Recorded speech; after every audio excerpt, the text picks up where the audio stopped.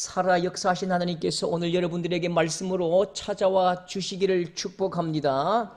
하나님 말씀이 들려지고 또 여러분의 질병과 고통과 어둠이 다 떠나가고 하나님의 그 놀라운 빛으로 충만하고 풍성하기를 주님의 이름으로 축복합니다. 아멘. 여러분 선물 받는 거 좋아하죠?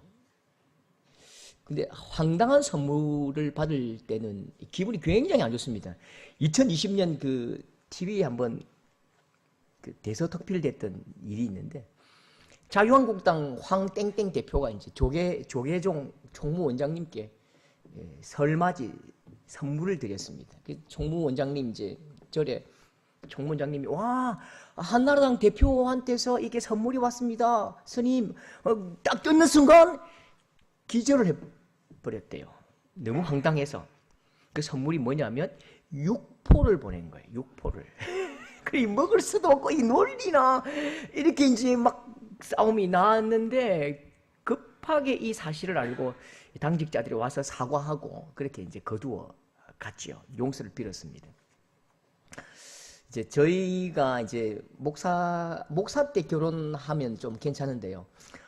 저도 마찬가지지만 학생 때 결혼한 친구들이 있어요. 저도 대학교 4학년 때 전도사 때 결혼을 해서 참 미안한데 목사 때 결혼하면 이제 이렇게 사례를 많이 봤지만 전도사 때 결혼하면 이제 사례가 한 30만 원 뭐 이렇게 밖에 받지 못하잖아요. 우리 선배 한 분이 전도사 때 결혼을 해가지고 사례 20만 원, 30만 원 이렇게 받으면서 결혼하고 또 개척교회도 하고 굉장히 고생을 많이 했습니다. 결혼 30주년 되니까 너무 이 아내에게 미안한 거예요. 아내에게 너무 미안해서 아이들과 함께 의논을 해서 선물을 아내에게 너무 좋은 선물을 하기로 평생 남을 만한 이제 생일 선물을 하기로 결혼 30주년 선물을 하기로 했죠. 그래서 큰 교회 홀에다가 촛불 로드 캔들 로드랍니다. 그 촛불을 켜고 막 붙이고 이까지 좋았어요. 노래도 하고 좋았는데 드디어 선물이 도착했습니다 하고 아내에게 가장 소중한 선물을 한다고 했는데 이제 큰 박스가 왔어요. 큰 박스를 딱 열면서 나예요 이렇게 한 거죠. 내가 30년 동안 아내에게 준 가장 소중한 선물은 나예요 하고 이렇게 자기 남편이 불쑥 나오는 순간 이제 아내의 우리 사모님의 얼굴이 굳어지면서 다음날 기도원에 가셨습니다. 하나님 저 죄 용서해달라고. 하나님 저에게 왜 이런 험한 십자가를 주시는지요. 그렇게 일주일간 기도원 가셨다고 합니다. 저도 여러분 만약에 집사님 생일 축하해요. 네 선물 준비했어요. 내 마음 요라면 죽이고 싶겠죠. 예, 죽이고 싶죠. 선물은 신사임당 누나가 제일 좋아요. 오늘 말씀에 이 진짜 선물을 받았는데요. 이 선물을 이게 똥통에 확 던지고 싶은 그 사람들이 오늘 이렇게 등장하거든요. 선물을 받았는데 너무 황당해서 견딜 수가 없다고요. 이 사람들이 누구냐면 70년 포로 생활을 끝내고 예루살렘으로 돌아온 사람들입니다. 몇 명이냐면 5만 명. 70년 만에 내 아버지의 고향, 내 할아버지의 고향, 내 할머니의 고향으로 돌아왔다고요. 그런데 사실 돌아온 5만 명 중에는요, 한 명도 예루살렘의 70년 전 얼굴을 본 적 없어요. 예루살렘 성의 70년 전 예루살렘의 모습을 본 사람이 없습니다. 그런데 희한해요. 한 명도 70년 전의 모습을 본 사람이 없는데 5만 명의 머릿속에는 똑같은 예루살렘의 그림이, 사진이 마음속에, 머릿속에 그려져 있는 거지요. 그러면 누가 예루살렘 성 그 그림 70년 전에 그 모습을 그려주었을까요? 누가 그들의 마음에, 누가 그들의 머리에 예루살렘 성의 그림과 사진을 새겨주었을까요? 예, 70년 전에 포로로 끌려왔던 할아버지, 할머니, 어머니, 아버지지요. 70년 세월의 가슴앓이를 아십니까? 시편 137편에 보면 70년 동안 포로 생활을 얼마나 지독하게 고통스럽게 했는지 알 수 있는데요. 함께 읽어볼까요? 우리가 바벨론의 여러 강변 거기 앉아서 시온을 기억하며 울었도다. 우리가 바벨론의 여러 강변, 대표적으로 강이 그발강이거든요. 그발강가. 시온을 기억하며 울었도다. 바벨론 여러 강변에서 곳곳에 포로로 잡혀가 이 집 저 집 노예 생활하면서 그 우물 곁에서 강가에서 통곡하면서 엉엉 울었다고요. 예루살렘을 기억하면서, 고향을 기억하면서, 두고 온 어머니, 아버지, 할아버지, 할머니를 기억하면서 그렇게 통곡을 했던 시간을 보냈습니다. 여러분 혹시 70년대에 결혼생활 시집 오신 분 있죠? 70한 1, 2년 그렇게 결혼해서 속아가지고 남편 얼굴도 못 보고 그렇게 결혼 시집 오신 분들 여러분 기억하실 것입니다. 70년대 우리 동네에도 우리 시골 마을에도 앞에 개울이 흐르거든요. 늦은 밤이 되면 늦은 밤 한 7시나 8시쯤 되면 여지없이 그 18세 갓 새파란 며느리들이 사실 빨래를 안 빨아도 되는데요. 어떻게든 좀 주워와서 빨래터에 온다고요. 그 모시, 삼배, 그 나이론 그 막 두드리면서 엉엉 울어요. 엄마가 그립고 동생들 보고 싶고 고된 시집살이가 힘겨워서 너무너무 괴로울 때마다 빨래터에 나와서 엉엉 웁니다. 왜 집에서 울지 않고 빨래터에 나와서 울지요? 흐르는 물소리에 내 울음소리가 묻힌다고요. 방망이질 소리에 목 놓아 울어도 내가 운 표시가 안 나기 때문에 그래서 방망이질 하면서 그 냇가에 흐르는 물소리에 그 내 통곡과 눈물을 다 실어보낸다고요. 그렇게 1시간 동안 빨래 실컷 하고 오면 눈이 빨갛지요. 그 눈치 없는 시어머니가 니 왜 눈이 붉었노? 그냥 어깨 두드리면서 힘들었지 이렇게 그냥 못 본 척하면 되잖아요. 니 눈에 뭐 붉었네? 널파리가 들어가서 그렇습니다. 그렇게 울면서 보냈던 세월이 있잖아요. 여러분 생각해 보십시오. 이 이스라엘 백성들은 노예들입니다.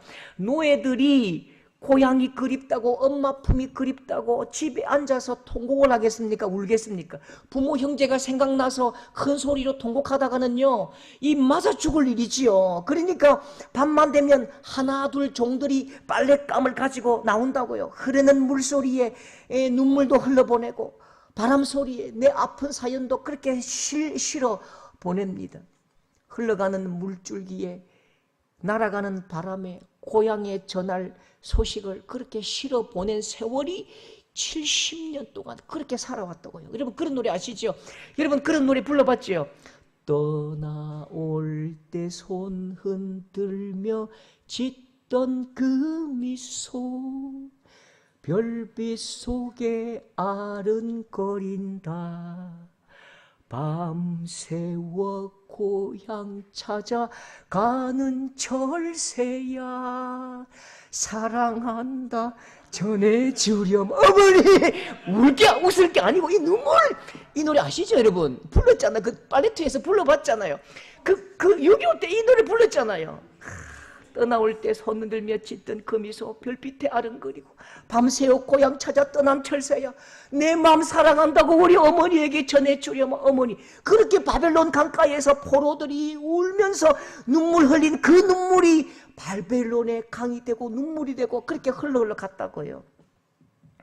바벨론 강가에서 앉아서 눈물을 줄줄 흘리던 이 백성들의 머릿속에는요 지울 수 없고 지워지지 않던 그 소중한 기억이 있지요. 그게 어떤 기억이지요? 시편 137편 5절 보시면요 이런 말씀이 있습니다. 예루살렘아 예루살렘아 내가 너를 잊을진데 내 오른손이 그의 재주를 잊을지로다. 이게 속담입니다. 우리도 속담이 있잖아요.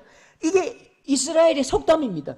내가 너를 잊을진데 내 오른손이 그의 재주를 잊을지로다. 이 말 무슨 말이냐면요 예루살렘아 내 오른손으로 밥숟가락 드는 일을 잊으면 잊었지 내 마음에 어떻게 너를 잊겠느냐.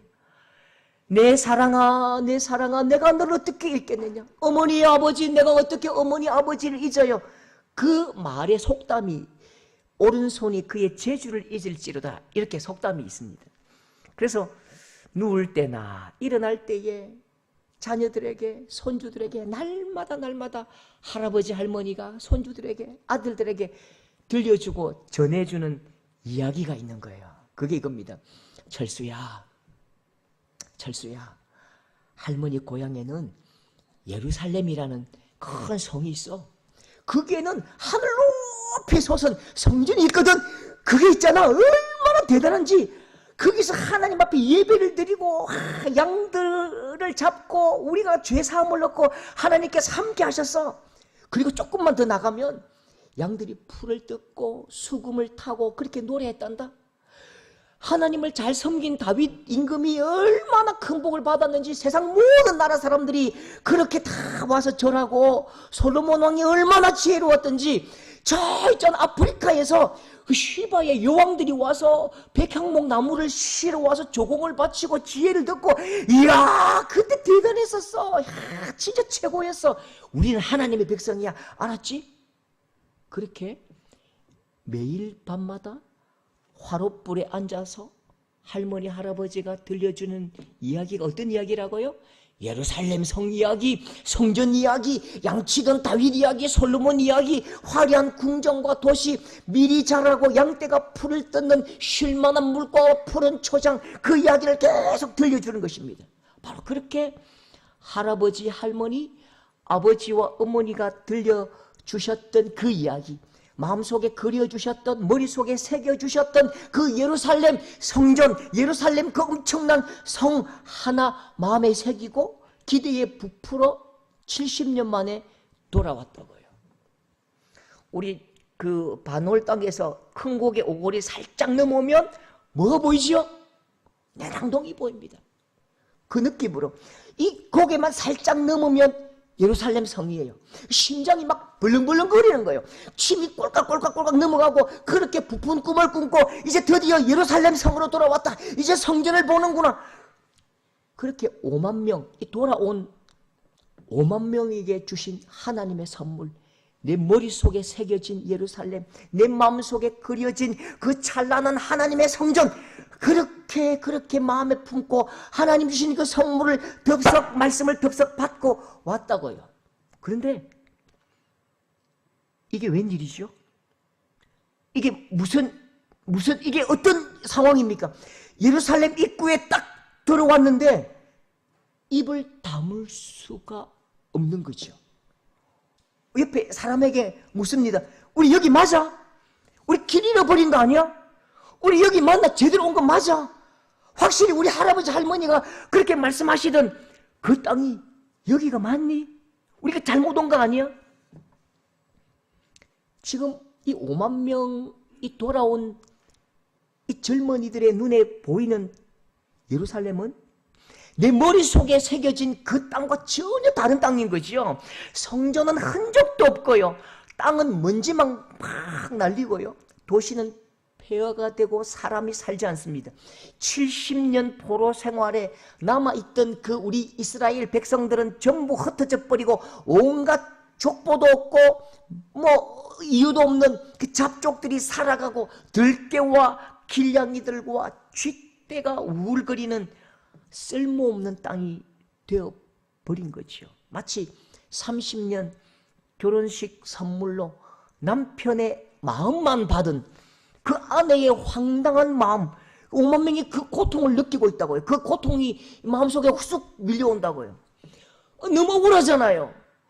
누가 온다고 했습니까? 누가 할아버지 할머니 고향으로 온다고 했습니까? 돌아오겠다고 했습니까? 70년 만에 돌아가라고 말씀하신 것은 하나님이시잖아요. 예루살렘 성을 우리에게 주신 분은 하나님이시잖아요. 하나님의 선물로 우리에게 주셨잖아요. 다니엘 9장 2절 한번 보십시오. 누가 우리가 온다고 했습니까? 우리는 바벨론이 훨씬 더 편해요. 다니엘 9장 2절, 나 다니엘이 함께 합시다. 나 다니엘이 황폐함이 70년 만에 그치리라 하신 것이, 바벨론 월세살이가, 바벨론의 하코방살이가 여기보다 훨씬 낫다고요. 하나님이 왜 이러실까요? 하나님이 주신 선물이 이게 뭘까요? 분명히 우리는 말씀 따라왔습니다. 아니 묻힐 곳이 없어서 공동묘지에 온 게 아니고요. 우리는 하나님의 말씀을 따라왔고 믿음 붙들고 왔잖아요. 그런데 얼마나 이게 상황이 미운지요. 상황이 밉고 환경이 미우면 나 자신에게 폐악질 하잖아요. 내가 이 상황과 환경을 극복할 수 없으면 항상 나 자신이 그렇게 밉잖아요. 그러니까 자기 자신, 자기 가슴을 쥐면서 내 머리를 쥐어 뜯으면서 그렇게 통곡한다고요. 내 그럴 줄 알았습니다. 내 그럴 줄 알았어요.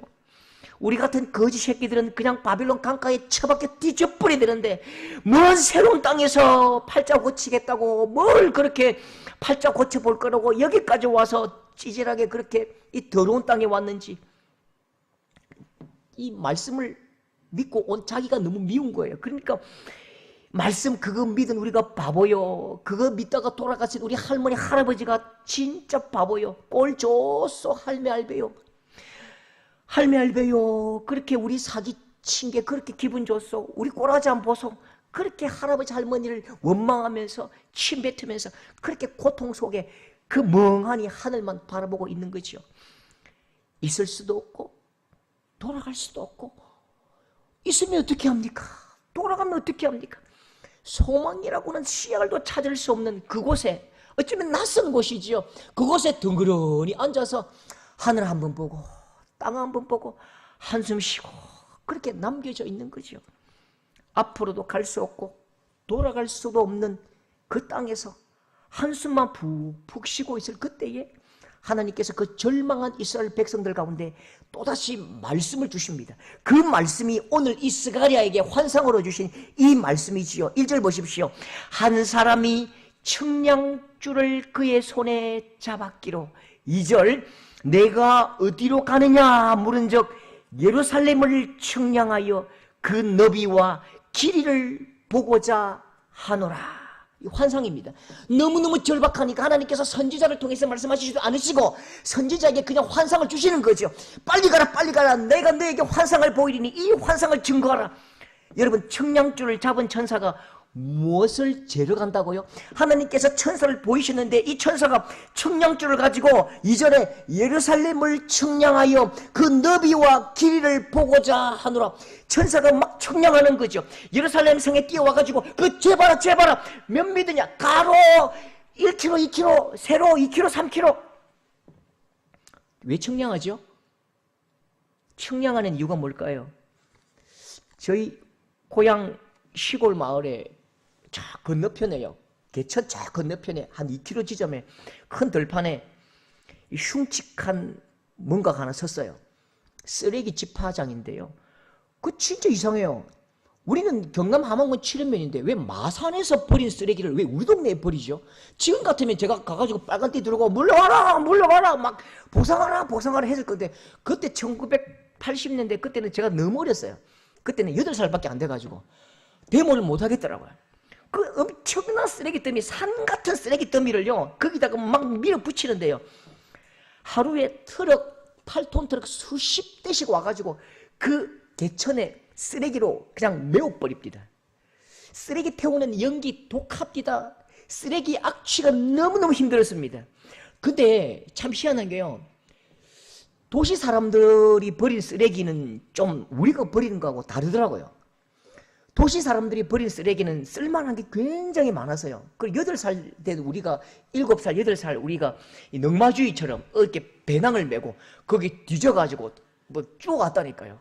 어린 시절 8살부터 제가 능마주의를 해봤습니다. 쓰레기장 옆으로 지나갈 수가 없어요. 너무 흉측하고 너무 지독하고 너무 고통스럽습니다. 살 수 없는 땅이 되어서 우리 그 근처가지도 않았습니다. 그런데 10년쯤 지나고 15년쯤 지나니까요. 갑자기 어느 날 마산시청에서 흰 모자를 쓴 사람들이 수십 명이 나와서 막 청량을 하대요. 막 재더니 지금 우리 고향 가면요. 그 위에 뭐가 썼냐면 코롱 하늘채 LG 자이 아파트 5,000세대가 써 있습니다. 우리가 조롱하지요. 아마 저 무너질 거야. 무너질 거야. 확 무너질 버려라. 좀 짜증나니까 그런 겁니다. 실제 그 마음이 아니고요. 그분들은 아마 그 밑에 이 쓰레기 더미에 있다는 건 모르실 거예요. 지금은 옛날 모습이 하나도 찾아볼 수 없고 우리 인근에 가장 비싸고 좋은 동네, 살기 좋은 동네가 되어버렸습니다. 그러니까 청량한다는 것은요. 그 땅을 새롭게 건설하고 개발한다는 뜻입니다. 자, 다시 보십시오. 1절에 한 사람이 청량줄을 그의 손에 잡았기로. 하나님께서 예루살렘을 청량하기 시작합니다. 하나님께서 드디어 일을 시작합니다. 이 백성들과 절망한 이 5만 명과 죽어버린 그 땅에서 하나님의 새로운 도시, 하나님의 나라를 건설하기 위해서 지금 청량을 시작하시는데요. 하나님이 세우실 새로운 도시, 하나님이 건설하시는 나라의 이 현장 모습을 보십시오. 자, 4절 말씀. 예루살렘은, 같이 하겠습니다. 예루살렘은 그 가운데 사람과 가축이 많음으로 성곽 없는 성읍이 될 것이라. 4절 한 번만 더 같이 중요합니다. 시작. 예루살렘은 그 가운데 사람과 가축이 많음으로 성곽 없는 성읍이 될 것이라. 자, 한번 질문해 볼게요. 롯데가 아파트를 지으면 롯데 캐슬, 두산이 지으면 두산 위브, LG가 지으면 LG 자이, 서한이 지으면 이다음, 서희 건설이 지으면 스타힐스, 현대가 지으면 힐스테이트, 아무나 지으면 홍실 1차, 홍실 2차. 예, 누가 지은지 모릅니다만 홍실 아파트가 제일 좋아요. 하나님이 지으시면 뭐죠? 4절 있잖아요. 이름이 성곽 없는 성읍. 성곽 없는 성읍. 이게 하나님이 지으신 아파트 이름입니다. 성곽 없는 성읍. 요즘에 시어머니 못 찾아오게 이름을 영어로 막 짓잖아요. 우리도 조금 더 멋있게 해볼까요? 성곽 없는 성읍을 영어로 하면요. 다음이 뭐죠? 월, WALL. 없다, 리스. Wall is down. Wall is down.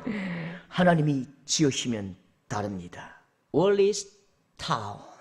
예. 여러분, 왜 성곽이 필요 없죠? 왜 하나님의 도시는 성곽이 필요 없을까요? 이유는요, 4절 다시 한번 보십시오. 예루살렘은 그 가운데 사람과 가축이 많음으로 성곽이 필요 없대요. 여러분, 사람과 가축이 많은데 왜 성곽이 필요 없는 성읍이 되죠? 사람과 가축이 얼마나 많아야 성곽, 성벽이 필요 없는 무용지물인 그런 도시가 될까요? 자, 여러분 보십시오. 이 종이컵이 물을 담고 있지요. 어떻게 담고 있지요? 종이컵이 벽을 쌓고 있지요. 벽을 쌓아서 물을 담고 있습니다. 이 종이컵 안에는 종이컵 성벽에 갇힐 수 있는 만큼만 들어있지요. 이 성벽의 크기가 물의 크기요, 이 성벽의 수준이 물의 한계요, 물의 수준이지요.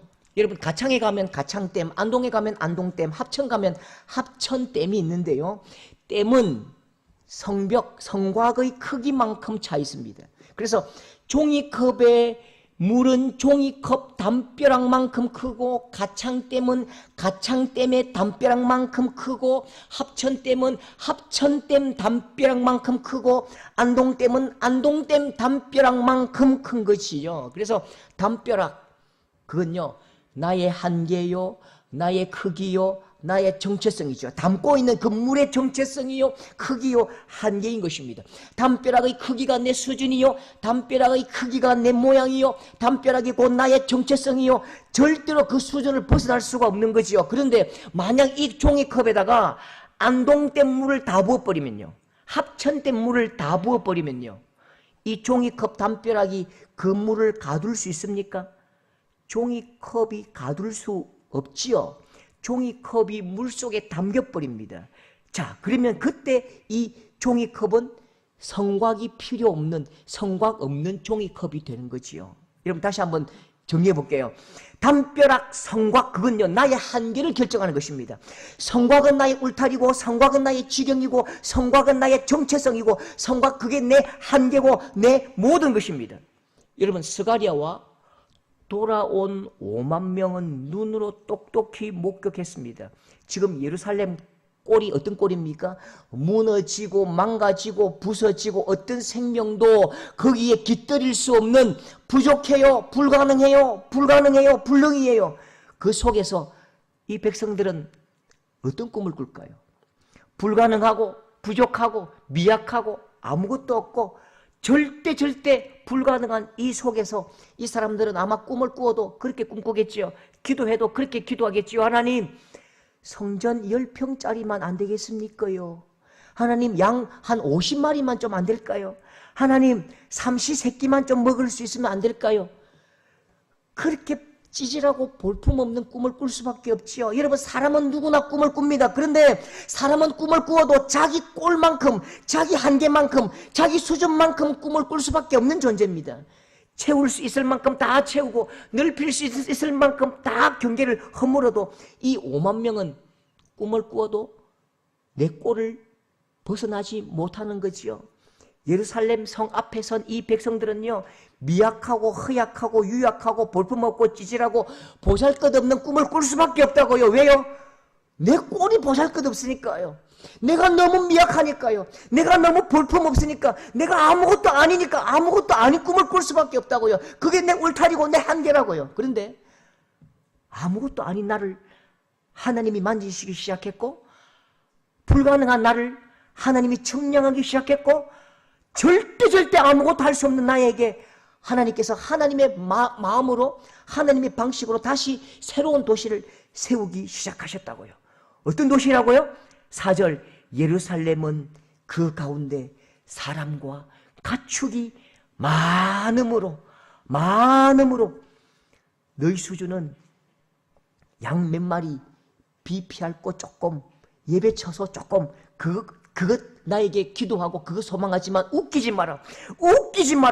내가 꾸는 꿈, 하나님이 꿈꾸시는 수준은 사람의 경계를 세울 수 없고 사람의 한계를 정할 수 없고 크고 놀라운 사람과 부귀와 영화를 주시되 경계가 필요 없고 가축이 넘치고 은혜가 넘침으로 경계를 다 허물을 수밖에 없는 그 놀라운 복을 주시겠다고 약속하시는 것입니다.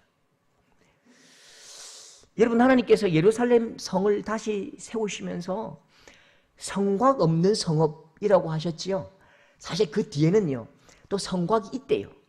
하나님께서 이 말 하셨다가 저 말 하셨다가 하시는데, 여러분, 하나님께서 성곽이 있다고 말씀하시는데요, 보십시오. 우리가 유대인들에게는 우리가 불이라고 말할 때에 다른 의미입니다. 하나님께서 모세를 어떻게 보이시죠?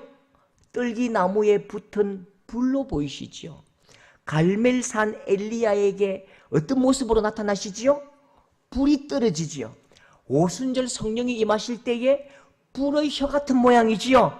여러분, 불이라고 말씀하실 때에 그건 하나님입니다. 그래서 하나님은 자신을 표현하실 때도 나는 소멸하는 불이다, 그렇게 말씀하십니다. 불이란 말은 하나님 자신이고요, 하나님의 통치입니다. 그러면 예루살렘 성벽이 있대요. 성벽이 처음에는 없다고 해놓고 다시 성벽이 있다고 말씀하시는데, 예루살렘 성전의 성벽이 무엇입니까? 5절, 자 같이 읽겠습니다. 여호와의 말씀에 시작. 여호와의 말씀에 내가 불로 둘러싼 성곽이 되며 그 가운데에 영광이 되리라. 자, 성곽이 어떤 성곽이라고요? 내가 하나님이 성곽이 될 것이다. 내가 불로 둘러싼 성곽이 될 것이다. 하나님 자신이 내가 예루살렘의 성곽이 될 것이다. 내가 너희들의 성곽이 될 것이다. 내가 너희들의 담벼락이 될 것이다. 누가 이스라엘의 지경이고 경계가 된다고요? 하나님 그분이 이스라엘 백성들의 지경이 되고 하나님 그분이 이스라엘 백성들의 경계가 되겠다고 말씀하시고요. 하나님 그분이 이스라엘 백성들과 예루살렘의 울타리가 되어 주시겠다고 말씀하시는 거죠. 여러분, 우리 앞에 보이는 것이 약하고 황폐하고 소망이 없기 때문에 우리는 항상 볼품없고 소망도 없고 미약한 내 꼴 같은 그런 꿈을 꾼다고요. 그래서 하나님 앞에 기도할 때도 하나님 이만큼만 요만큼만 채워주세요. 얼마나 우리가 못났는지요. 기도를 해도 꼭 우리 수준만큼 기도하고 기도해도 우리 꼴만큼 기도하니까요. 응답도 꼭 꼴만큼 그렇게 응답을 받아요. 기도가 꼴값이니 응답도 꼴값이지요. 아들이 아버지에게 유산을 받듯이 좀 크고 당당하게 멋지게 받아야 되는데 마치 거지 동냥하듯이 하나님 요거 조금 주실래요? 저거 조금 주실래요? 진짜 찌질하고 볼품없고요. 우리 아버지 하나님 앞에 너무너무 볼품없는 이 몽돌이 몽순이 찌질이 같은 모습이 우리의 모습이라고요. 여러분, 하나님은 우리 아버지십니다. 하나님 아버지께서 나를 세우시면 그 지경은 우리 하나님 아버지의 넓이만큼 우리가 커지는 것입니다. 하나님께서 우리의 경계를 세우시면 우리는 하나님의 폭만큼 커지는 것입니다. 여러분, 우리의 경계와 우리의 지경은 곧 하나님이십니다. 하나님의 넓이만큼 커지고 넓어지는 여러분 될 수 있기를 주님의 이름으로 축복합니다. 우리가 그 20대 시절이 있잖아요. 20대 뜨거머리 총각 시절이 있잖아요. 이제 30대가 되면 아버지가 됩니다. 아버지가 된 남자들이 한번 크게 웃을 때가 있어요. 아버지가 되고 한 40쯤 되면요, 아버지가 크게 웃어요. 언제 웃을까요? 졌을 때 웃습니다. 졌는데 왜 웃지요? 어떤 시점에 가면 아빠가 크게 웃어요. 졌거든요. 졌는데 크게 웃어요. 와하하 크게 웃어요. 언제요? 아들이 이렇게 말합니다. 아빠! 키 한번 재봐요. 키 한번 재봐요. 딱 쟀는데 아들 키가 나보다 딱 올라갈 때에 졌는데 키 재기에서 졌지만 아빠가 아하 크게 웃어요. 그 다음에 언제 웃어요? 아빠! 팔씨름 한번 해요. 팔씨름 했는데 옛날에 애가 너무 미약한 손으로 아빠가 축축 넘겼는데 어느 순간 아들의 팔이 묵직하더니 내가 그냥 덜렁 진다고요. 그때 아빠가 어떻게 하죠? 화가 나서 막 땅을 칩니까? 멱살을 잡습니까? 아닙니다. 내가 분명히 팔씨름에 졌는데, 내가 아들에게 팔씨름 졌는데 얼마나 기분이 좋은지요. 막 날아갈 듯이 기분 좋습니다. 1000번 만번 지고 싶어요. 여러분, 하나님 아버지가 언제 춤을 추고 언제 기뻐하실까요? 우리 하나님 아빠가 언제 기분이 너무 좋아서 덩실덩실 춤을 추고 기뻐하시고 깔깔 크게 웃으실까요? 그건요, 우리의 믿음이, 우리의 꿈이 하나님께서 세우신 그 울타리를 넘어갈 때에, 하나님께서 세우신 그 지경과 하나님의 한계를 폭을 넘어갈 때에, 이야, 네 믿음이 이렇게 컸나? 네 기도가 이렇게 대단했냐? 네 소망과 네 꿈과 네 희망이, 네 소망이 이렇게 대단하냐고. 그렇게 하나님이 세우신 경계를 넘어갈 때에 하나님이 기뻐하신다고요. 아빠가 너무너무 기쁘시다고요. 반대로 우리 하나님 아버지는 큰 대야를 준비하셨는데 우리의 꿈의 양이 우리의 소망의 양이 마치 목이 눈물만큼 적으면요, 하나님 아버지는 그게 너무 슬프다고요. 그게 너무 안타깝다고요. 여러분, 혹시 이 사람 아십니까? 이 사람 아십니까? 사도세자. 이게 꼭 우리 모습 같아요. 뒤주 속에 갇히면 뒤주의 그 각과 울타리가 내 세상이 됩니다. 이게 나의 생각을 누르고 내 마음을 누르고 내 몸을 누르고 그렇게 막 짓눌러 버리니까 숨을 쉴 수가 없죠. 그 죽어버리는 거죠. 여러분, 나를 공격하는 사탄의 전략, 우리 성도들을 공격하는 사탄의 전략이 뭘까요?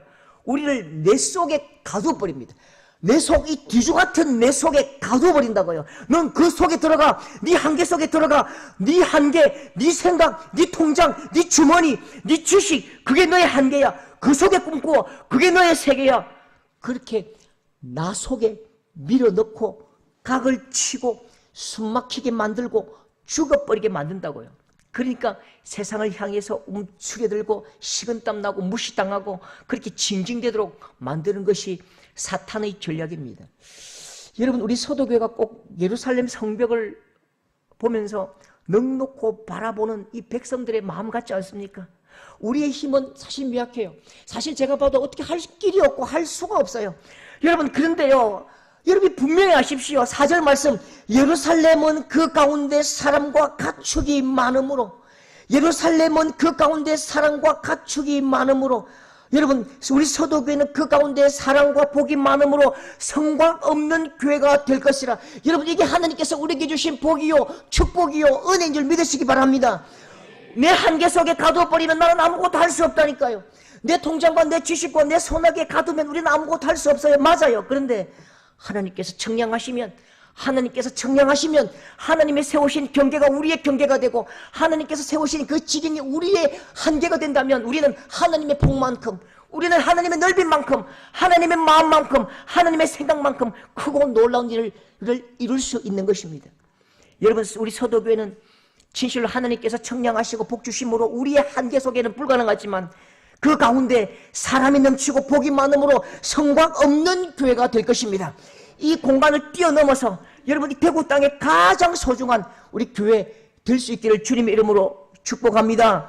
우리 모든 성도들은 하나님이 나의 지경이요, 하나님이 나의 경계요, 하나님이 나의 꿈이요, 하나님의 소망이 내 소망이요, 이 믿음이 여러분의 삶에서 확정되기를 소망합니다. 하나님의 복만큼 꿈을 크게 꾸고 하나님의 지경만큼 넓은 지경을 일구고 하나님의 소망만큼 크게 기대하고 큰 소망을 품는 우리 모든 성도들 될 수 있기를 주님의 이름으로 축복합니다.